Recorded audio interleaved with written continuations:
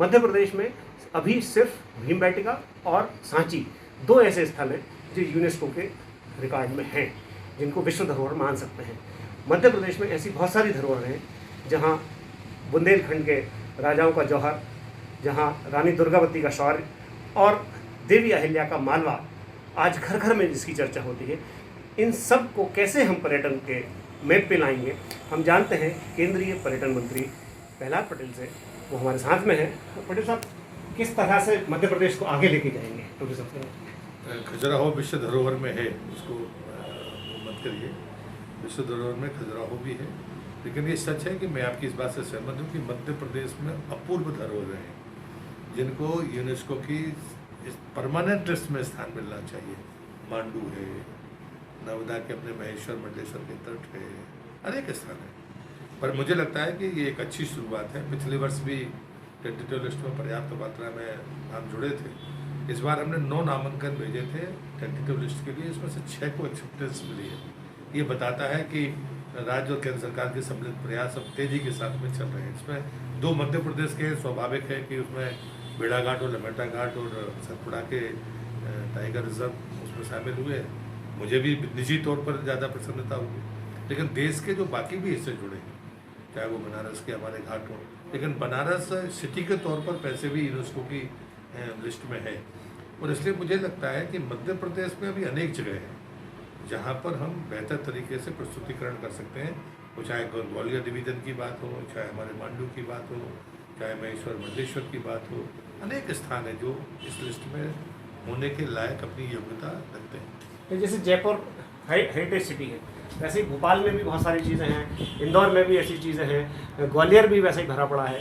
और हमारे एक और सबसे महत्वपूर्ण बात कि 52 गढ़ हैं गौंड शासकों के, जो अपने आप में एक अद्वितीय पुरा संपदा लिए हुए हैं। उनके पास अपने एक मदागन जैसी एक बड़ी यूनिक टेक्नोलॉजी है, जो हज़ारों फीट ऊपर भी पानी का स्रोत साल भर रखते हैं। ये यूनिक चीज़ें हैं, इनको का यूनेस्को में शामिल नहीं होना चाहिए? मुझे लगता है कि जब 2019 के अंत में यूनेस्को की जो सेक्रेटरी जनरल आई थी, मैंने उनको एक प्रस्ताव दिया था। मैंने उनसे कहा था कि हमारी 7 नगरियाँ हैं।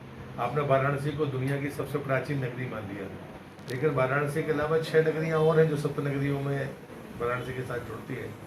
तो उसको ये एक यूनिट माना जाना चाहिए। जब उस समय उनने जयपुर की घोषणा की थी, अहमदाबाद की बात आई थी, तो तब भी मैंने उनको ये प्रस्ताव दिया था कि हमारे यूनिट अकेले अकेले मत करिए। 7 नगरियाँ हैं तो 1 यूनिट होना चाहिए। जैसे आपने कहा कि गौड़ राजाओं के हमारे गढ़ हैं, वो 1 यूनिट होना चाहिए। और उसी की ये सफलता है कि मराठा कालीन जितने भी सैन्य उनका वास्तु था, उसको एक साथ हमने लिया है।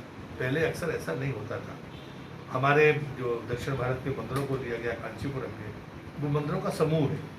तो मुझे लगता है कि ये स्थलों को ध्यान में रखकर जो चीज़ें आगे बढ़ रही है, तो मैं समझता हूँ आज नहीं कल आपकी भावनाओं को सम्मान मिलेगा। जैसे कि भोपाल झीलों का शहर है, यहाँ की एक सभ्यता है, यहाँ गौड़ सभ्यता भी रही है, इसके बाद मुगल सभ्यता भी रही है। तो इन सभ्यताओं को सहेजने के लिए ऐसी कोई योजना आपके पास है या सरकार से कुछ विचार कर रही है? नहीं, सरकार विचार करती है। मुझे लगता है कि राज्य सरकारें यहाँ से भेजती भी है और उसके बाद हम आगे उसको बढ़ाने का काम करते हैं।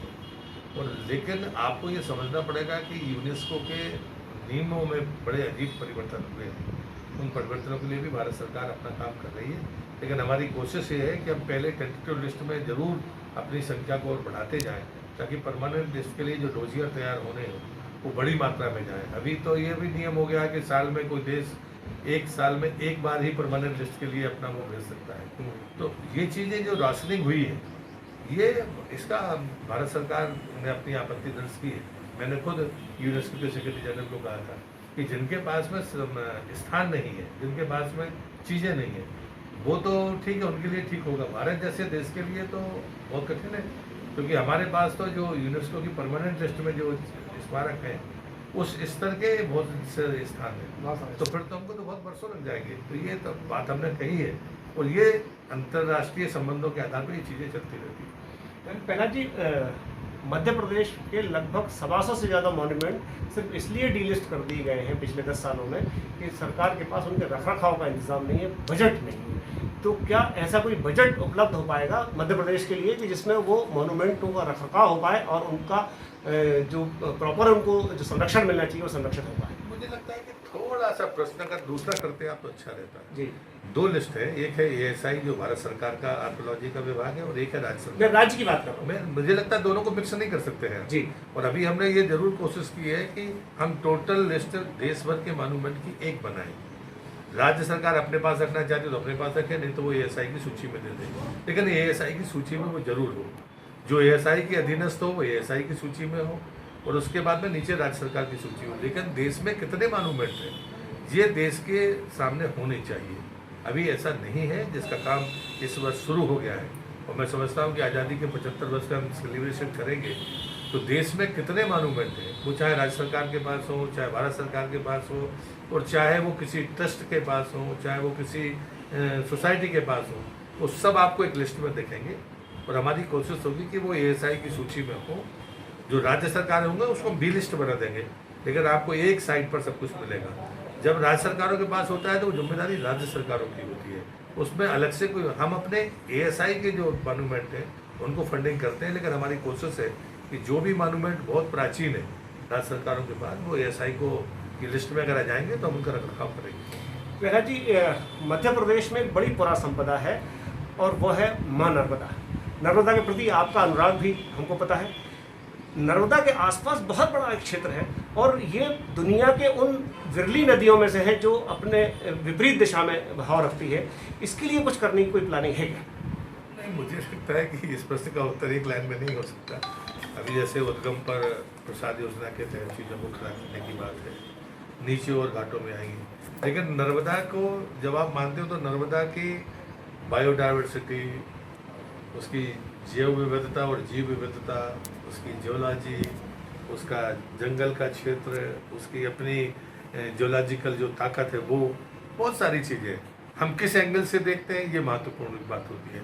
और इसलिए नर्मदा जी खुद अपने आप में एक इतनी बड़ी धरोहर है जो विश्व धरोहर रही है, तो मुझे लगता है उसके हिस्सों को लेकर काम चल रहा है, उनकी कृपा होगी तो बाकी चीज़ें और बेहतर आगे बढ़ेंगी। बहुत बहुत धन्यवाद प्रहलाद जी। ये थे प्रहलाद पटेल, केंद्रीय पर्यटन मंत्री। इनका कहना है कि हम विश्व धरोहर की जो सूची है उसमें कोशिश करेंगे कि मध्य प्रदेश के ज़्यादा से ज़्यादा मॉन्यूमेंट आए और जो राज्य और केंद्र के अधीन अलग अलग जो मॉन्यूमेंट हैं उनको एक लिस्ट में हम शामिल करें। विनोद तिवारी, ईटीवी भारत, मध्य प्रदेश।